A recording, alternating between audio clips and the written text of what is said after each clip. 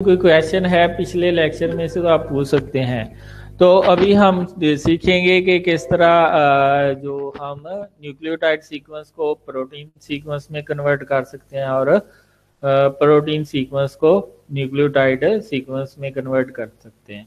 ये European biological institute का software है।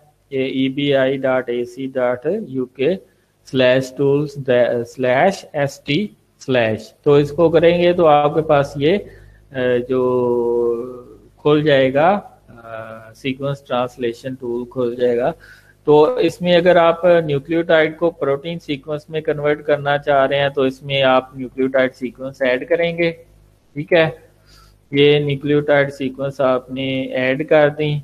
ये आपके पास किसकी सीक्वेंस है, ये इसको वो माइनर एसिड सीक्वेंस में कन्वर्ट करके दे देगा।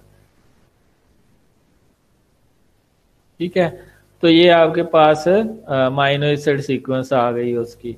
ऐसी अगर माइनर एसिड सीक्वेंस को आप कन्वर्ट करना चाह रहे हैं न्यूक्लियोटाइड सीक्वेंस के अंदर, तो वो दोबारा से आप इसी सॉफ्टवेयर में जाएंगे और न्यूक्लियोटाइड में जहाँ पे प्रोटीन सीक्वेंस बैक ट्रांसलेशन के ऊपर जाएंगे तो इधर आप सीक्वेंस को पेस्ट करेंगे। ठीक है, ये आपके पास इकोलाई है, इकोलाई, इको एस्चेरिचिया कोलाई।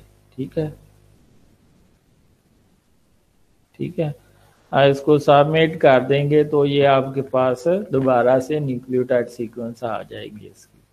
ठीक है, ये इसने न्यूक्लियोटाइड सीक्वेंस में दोबारा से करके भेज दिया। तो ये जो टूल है इससे आप प्रोटीन की सीक्वेंस को माइनर एसिड यानी कि न्यूक्लियोटाइड सीक्वेंस में कन्वर्ट कर सकते हैं और न्यूक्लियोटाइड की सीक्वेंस को आप प्रोटीन की सीक्वेंस में कन्वर्ट कर सकते हैं। ठीक है, दैट्स वेरी इजी।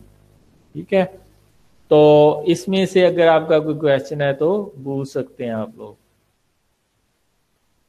कि ये जो सॉफ्टवेयर है एम्बल का, इसमें हम न्यूक्लियोटाइड सीक्वेंस को प्रोटीन सीक्वेंस में भी कन्वर्ट कर सकते हैं और प्रोटीन सीक्वेंस को हम न्यूक्लियोटाइड सीक्वेंस में भी कन्वर्ट कर सकते हैं। तो nucleotide to amino acid and amino acid to nucleotide convert करने के लिए ये आपके पास टूल है। तो एक्सप्रेसी किस लिए यूज करते हैं, प्रोटीन के एक्सप्रेशन को चेक करने के लिए। तो इधर आप पेस्ट करेंगे सीक्वेंस को तो इससे आपके पास प्रोटीन का एक्सप्रेशन आ जाएगा और उसकी आप पूरी